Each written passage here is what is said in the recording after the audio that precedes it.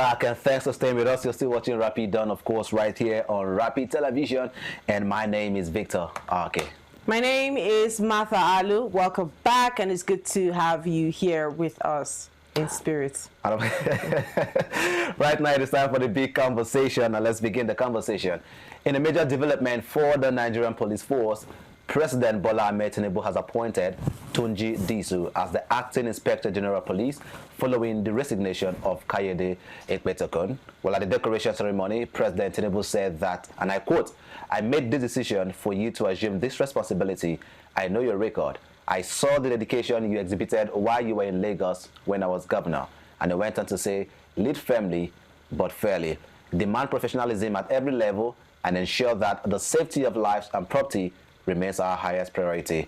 Well, let's go ahead and watch what the president also said to the new acting Inspector General of Police.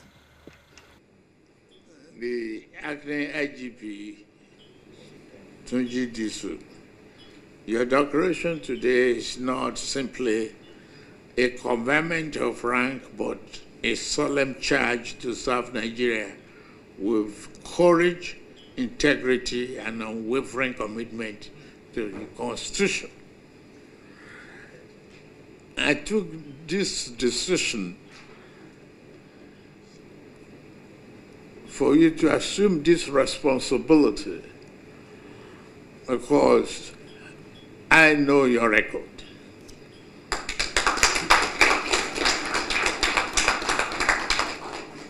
I believe in dedication that you've exhibited while you were in Lagos and I was the governor of Lagos State. And now you assume this responsibility at a defining moment for our nation's security, and expect you to strengthen the discipline, enhance interagency collaboration, and restore public confidence in Nigerian police. Lead firmly but fairly, demand professionalism at every level, and ensure that safety of lives and property remains our highest priority. It's a daunting challenge. I know you can do it. You have my full support as you have to advance the security. Well, that is the President of the Federal Republic of Nigeria making a speech, and of course telling the new acting Inspector General of Police that he has his full support. And of course, to join us in having this conversation is Eyimoson Weimi Mufasa, a public affairs analyst. Mufasa, good morning to you and welcome to the conversation this morning.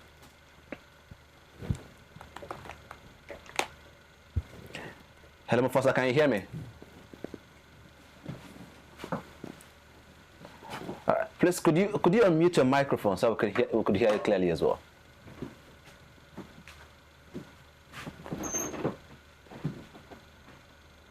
Hello, Mufasa. Hello. All right, that is better now. Good morning to you. Yeah, good morning. All right, so good morning. Welcome to the conversation. Well, thank you very much for having me. All right. It's always a pleasure. Thank you. Now let's begin with your general assessment, right? What significance do you think the new appointment of this new acting IGP has, for Nigerians' security architecture? I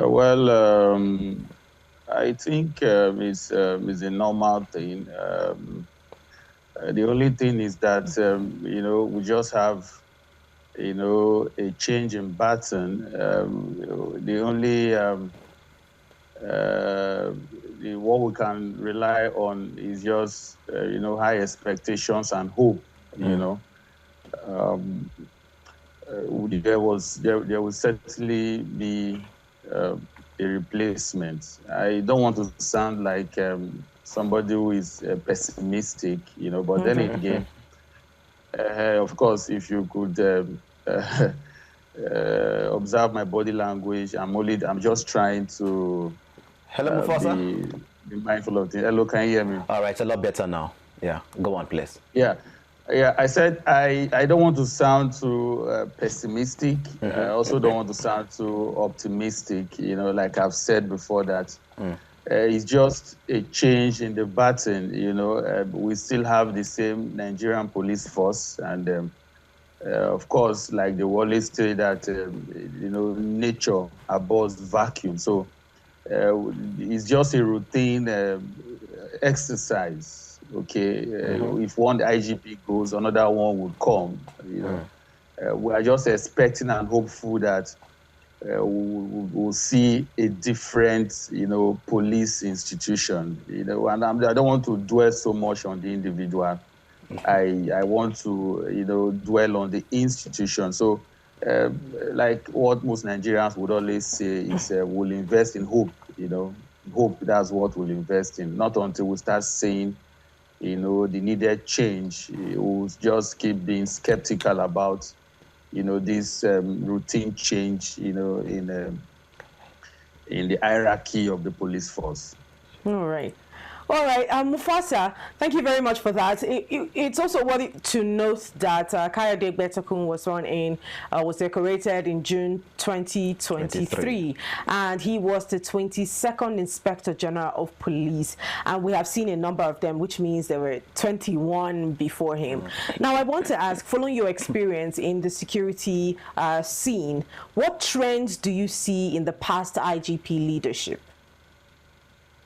I don't know how many of them you have experienced firsthand, but I would like to know, what trends have you seen, judging from that which you have experienced. Also, you made mention of the fact that this change in leadership or change in the baton is passing the baton on from one to another. Do you think that these frequent changes that we see here causes some sort of disruption in the leadership of these particular industry, as I would like to call it? Well, it won't cause any disruption. That is, if we have a very solid police institution. I mean, in as much as I believe that, these are just individuals who have been given responsibilities. But if we don't have strong institutions, if we don't have a viable, and dependable police force. If you like, you keep changing Inspector General of Police, we'll not be able to get it right. Like you asked, I've been around for quite some time, and I've seen at least several Inspector General of Police, and it's almost the same, routine. When they come, they read the riot acts. They sound very, very purposeful and intentional. They sound, as the instruction, they sound purposeful and intentional at the inception of office. But after some time, we begin to see, the old order. It becomes, what a lot of people call business as usual, okay? Excuse me. If you could remember when the former, the outgone, the currently, the just recent outgone Inspector General of Police, when he came in, he said he's a tiger, he's this and all of that. And, we would expected that the insecurity plaguing the country, the unprofessional conducts of some officers and men of the police would have been reduced, okay, to the barest minimum. But it got worsened, human rights abuses and all of that. So I think a lot of Nigerians have lost confidence, in the police, and it would take a very, very intentional, a very, very deliberate Inspector General of Police, and of course, with the backing of the system. Because even when I'm aware, even though I'm aware that Tunji Disu, this the IGP that we have now. I'm aware that he has a very fantastic CV, you know, but if the system does not allow him to muster, to deploy his professionalism, if the system does not allow him to do what is right, it's not going to, you know, won't see any significant change. Even what he has, his potentials will not be brought to bear. So it's all boils down to the system, you know. So that's what I just see. And if these things are not properly addressed, it's going to be business as usual. You know, it's not, you know, the change will not be, you know, significant. Yeah, I agree to the fact because his CV was made accessible or available rather. I saw a bit of his works and what he has done in the past, and it's quite commendable. And like you said, I think I'll buy with what you have said. It's not about the individual, it's about the system. If the system frustrates the professionalism of the individual, will most likely do not get any result whatsoever. And this will lead me to the very next question, which would be about political neutrality. Is the position too tied to the presidency? Because for Kayode Egbetokun, I would like us to take our mind back to when he was decorated as the Inspector General of Police. His time for retirement had reached, right? But the president had extended his time for retirement, which made him the Inspector General of Police. In fact, a lot of Nigerians, civil society organizations kicked against that because he was supposed to retire at the time when he was made the Inspector General of Police. Do you think that this office is too tied to the presidency? Of course, there's no gainsaying that. We have seen in the past undue interference by the political class in the workings and activities of the police. We've seen cases where even police officers have been used to carry out nefarious activities, you know, for their political principle. And I'm sure you will also agree with me that the president, who, you know, combined as the commander-in-chief, you know, he controls all the security apparatus in the state. And if we have a president who, you know, would want to allow political interests, you know, subdue the overall interest of dispensing unbiased, neutral leadership to the people, that would on its own be, you know, a big challenge. The IGP would not act, you know, without taking directives from the president. And the Nigeria that we have today, where we've seen, you know, political extremism. The political class want to control, want to grab, want to, you know, do all manner of things to acquire political power. They would always want to influence the police. This is what we see, you know, on a regular in this country.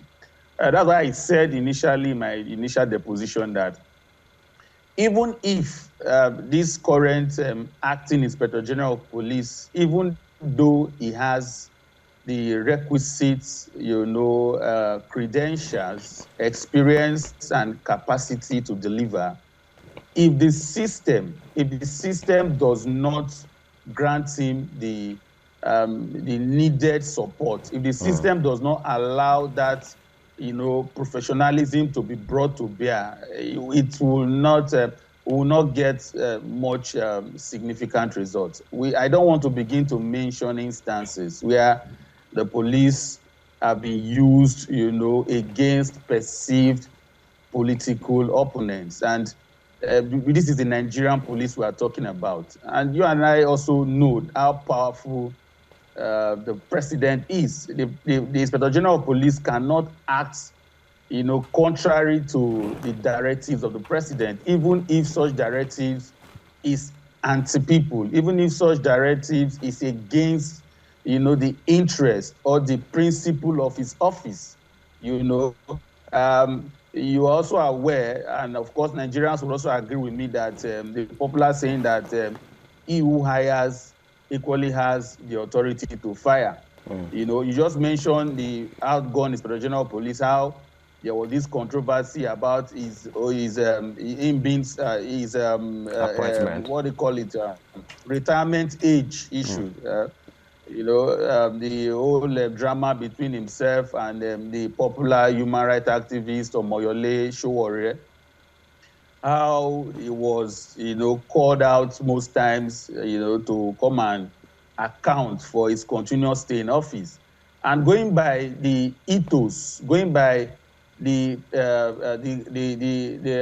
guiding principles of the Nigerian police, and of course, the civil service rule, the moment you attain that retirement age, I think it is only proper, you know, and fair for you to bow out so that other persons can come in. But the former IGP was left in the office. I don't know why. Perhaps maybe the authorities can explain that to Nigerians. We are still waiting for such explanation, not until, you know, he was removed from office. You know, it's all about how serious the country is, you know, to better the Nigerian police force. If we don't have a professional and viable police force, my brother, my sister, you see, law enforcement would be a very, very big challenge. And that is the truth. And that is the reality that stares us in the face as Nigerians.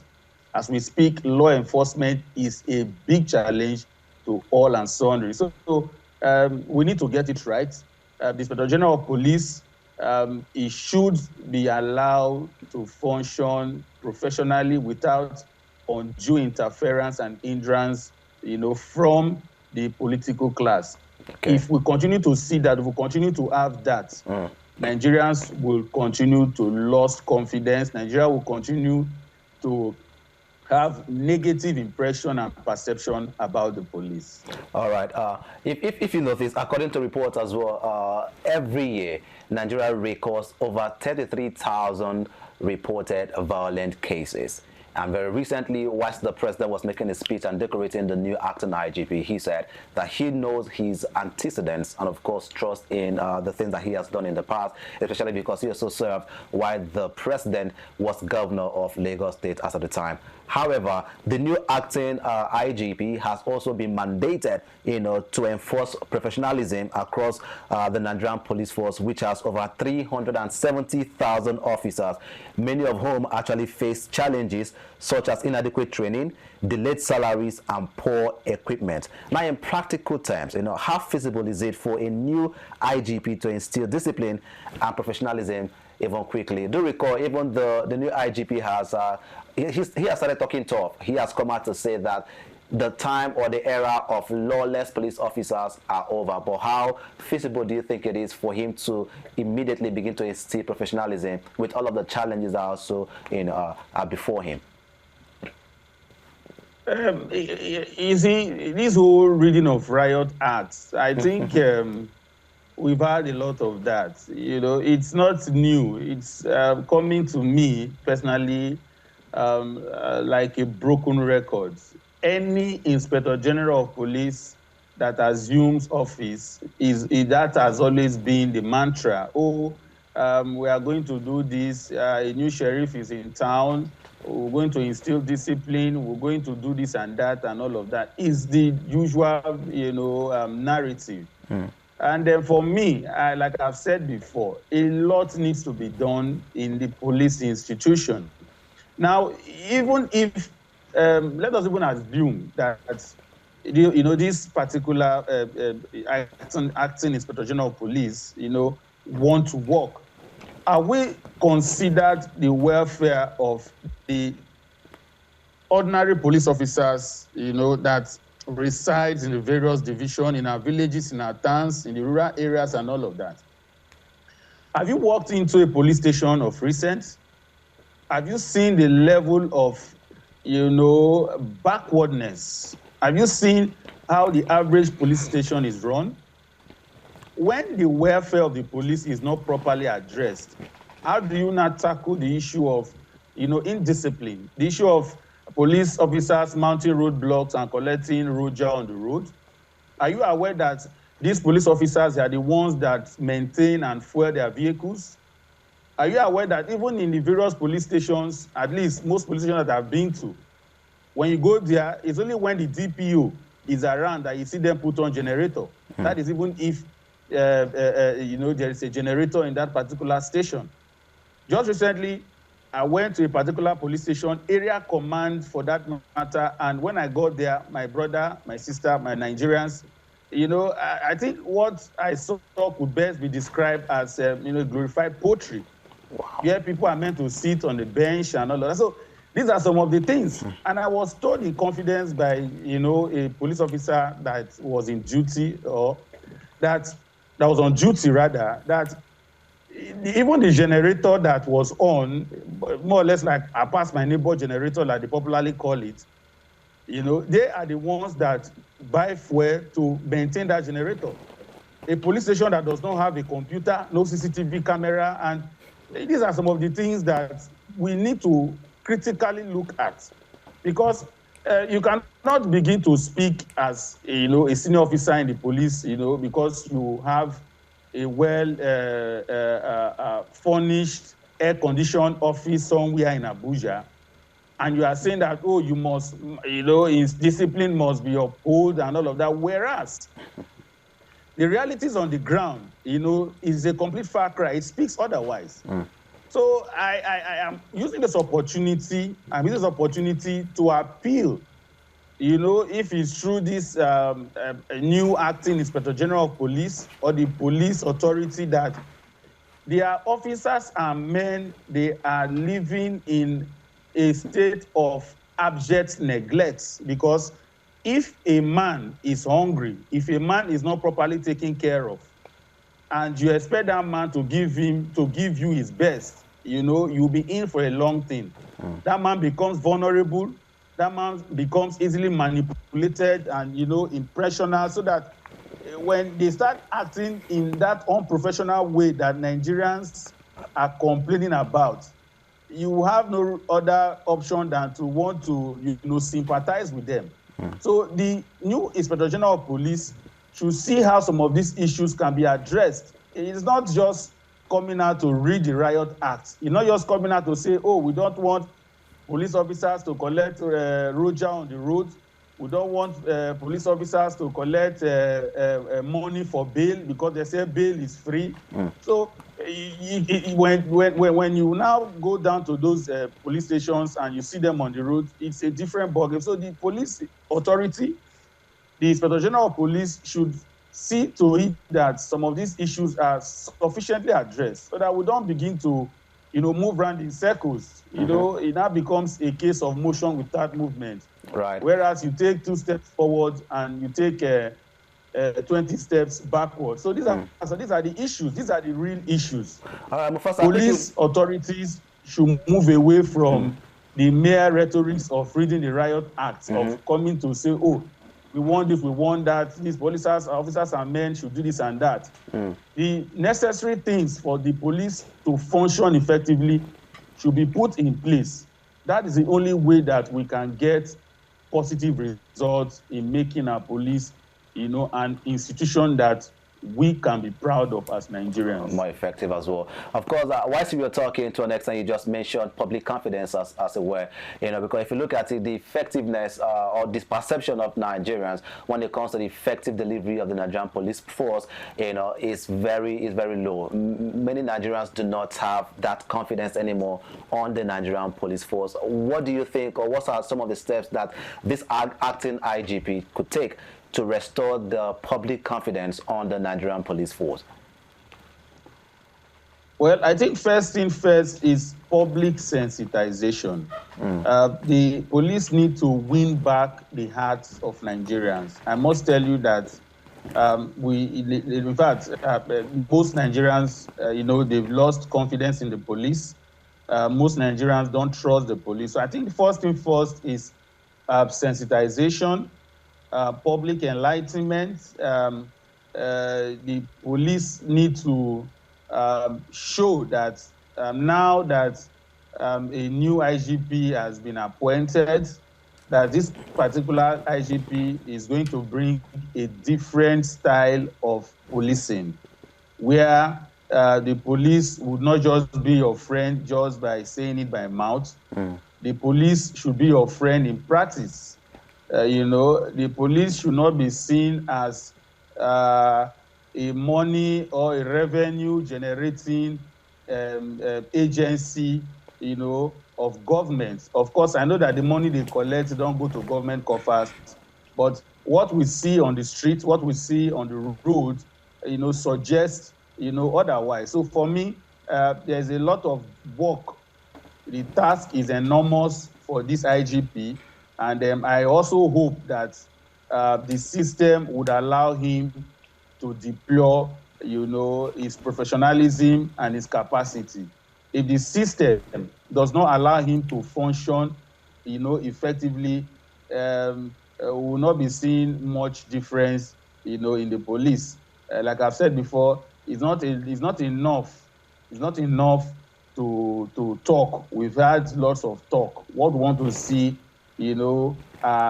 actionable plans. What we want to see, intentional moves, of the office of the Inspector General of Police that will give Nigeria that belief, that will rekindle the confidence and hope that, the police should be trusted, that the police is our friend and they are ready and willing to tackle insecurity in the society.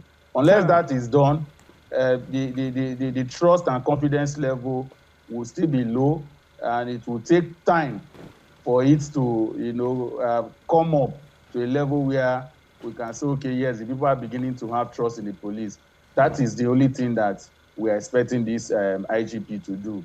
They need to start to sensitize the people and also see how they can improve the welfare. Very important.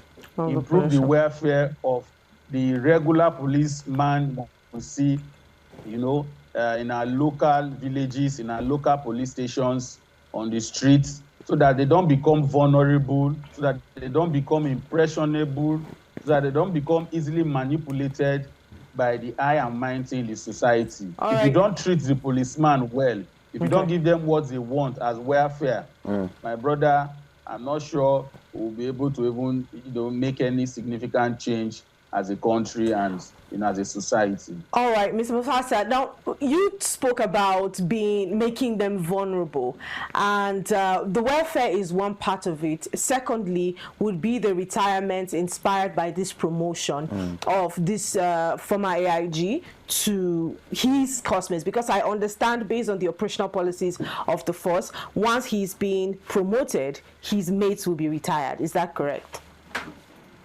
Yeah, right. Ideally, that's okay. Ideally, you wanted to say something. Yes, ideally, that's what it's supposed to be. We saw the same thing with the Chief of Defense Staff when he was retired. His mates were also retired, and now he's the Minister of Defense. Now, can you take us through some of the implications of this retirement? Of course, this is what their policy says, their operational policy says. These people will now be retired based on these promotions. But I do want to believe that it would have certain effect on these people, because this is the second time we're having any sort of this retirement in this year. Right. I think one was last year, another late last year, another this year. Can you tell us what you think the implications of this would be? I believe and I know that we have a lot of capable hands in the Nigerian police force. Only that some of these officers and men have not had that opportunity, to shine. Okay. I am also aware that as soon as an officer is given an elevation or a rise, that any other officer above his rank, would retire or be asked, to leave, because you cannot, at that level be answerable to a junior officer who has, been suddenly promoted. But I also believe that in as much as we need some of these experienced officers, in the police force, no doubt, when you begin to retire all the old hands, all the senior officers in the force, we will have less experienced officers. But apart from that implication, I do not think or believe that it will have a negative effect, on the workings of the police. We have some officers who have, who have been penciled for promotion for years. And if people don't retire, honestly, people will not grow. That is the simple truth. Okay. People definitely have to retire. But then again, we should also ensure that those who are coming up to occupy the positions that these ones, the senior officers who are going to be retired, the positions they left behind, those ones, the young officers too, should also be properly screened. They should be properly examined to ensure that they have the capacity to fill up the vacuum, and there's, like they say, nature abhors any form of vacuum. So going straight to your question, I do not think we'll be having any negative implication. What I have said, and I'll continue to say, is the system needs to be properly rejigged, okay? The individuals themselves, they are just police officers. But if we have a rot, if we have a very faulty system, if we have a system corruption to strive, if we have a system that allows for gross human rights abuses, to reign supreme, if we have a system that allows for police officers to be mounting roadblocks on the road with impunity and be giving change on the road, with impunity, without fear of, being caught or being penalized, then no matter how good the head is, we'll not be able to get it right.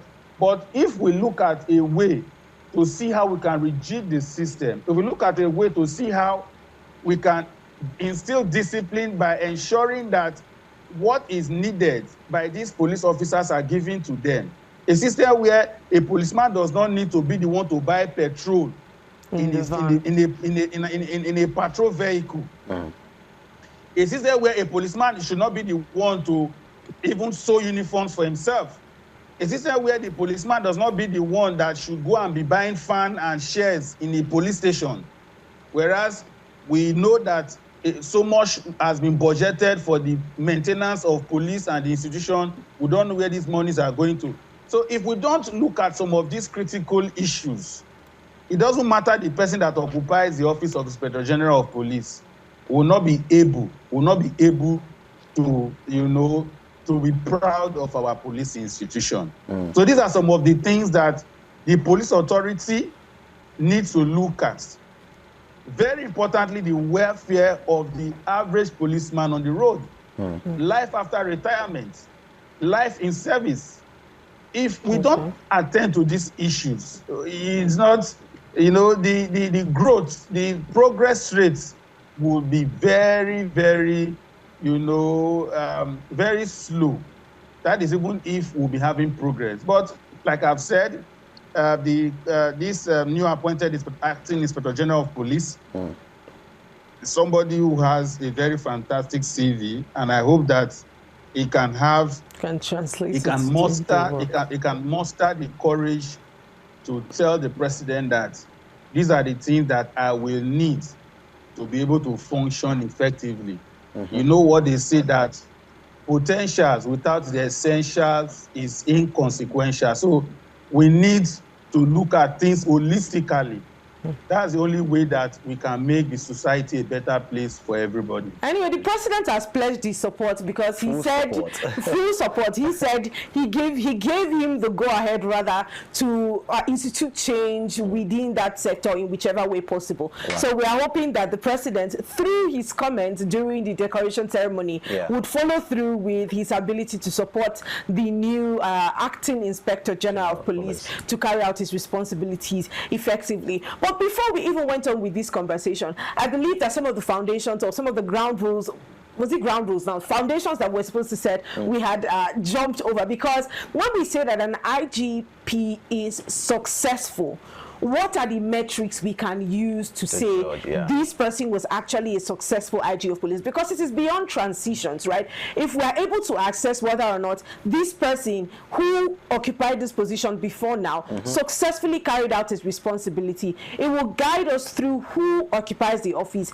next. We know that this man has a fantastic CV. This the acting inspector general of police, rather, he has a fantastic CV, which we have reiterated a couple times here. But for him to be considered a successful IG of police, what metrics should we expect to see from him that enables us come to that conclusion as to whether or not his performance is quite commendable or will be commendable?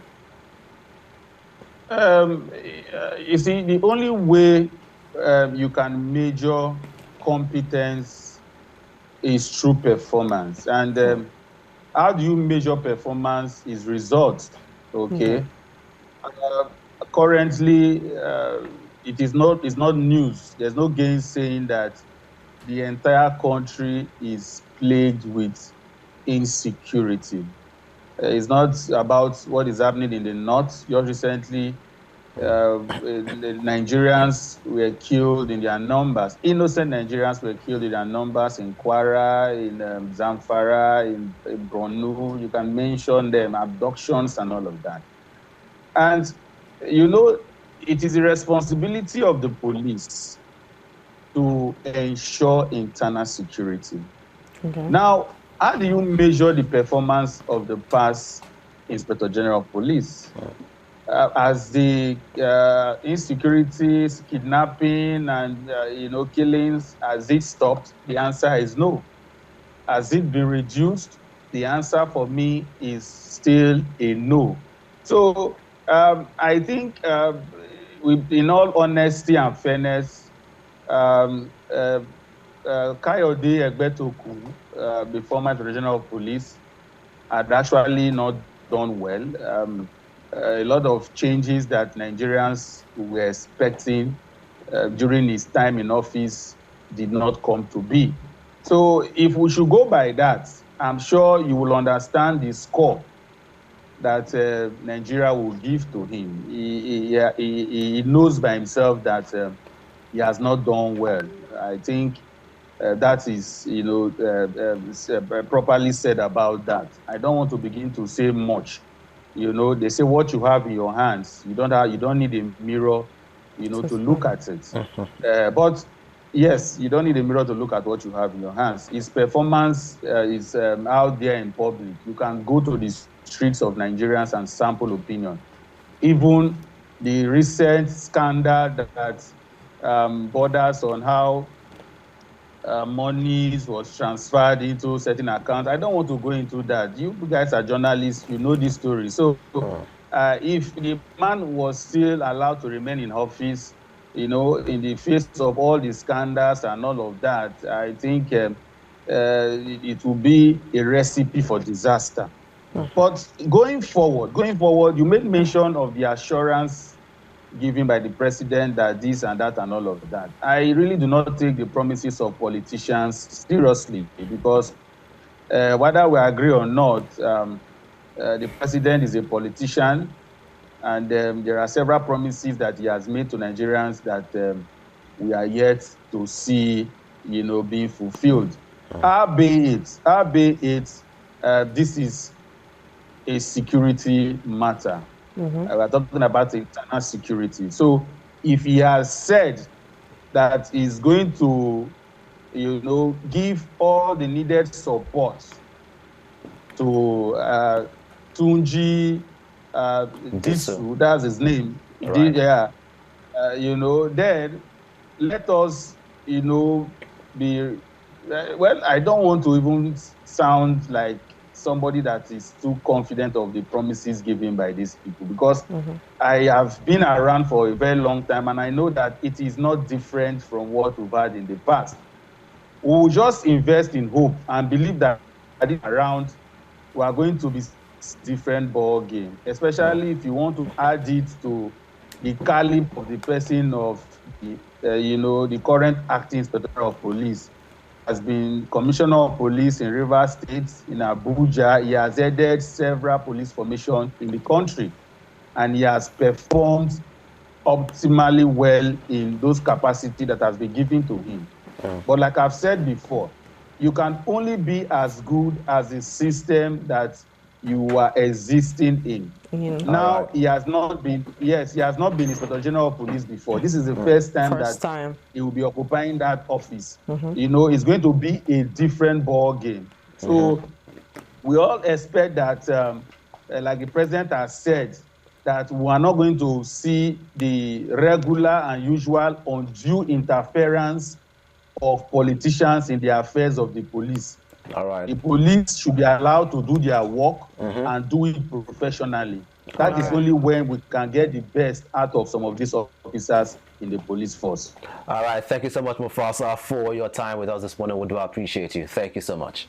Thank you, Mufasa. It's been great having you on the show. Thank you very much for having me. It's always a pleasure to be called upon. All right. Thank you. Enjoy the rest of your day. Have a fantastic day yourself. And you too. All right. Thank you. All right, we've been talking with Eyimuson Wayimi Mufasa, a public affairs analyst, and we've talked about, of course, the expectations of the new acting Inspector General of Police.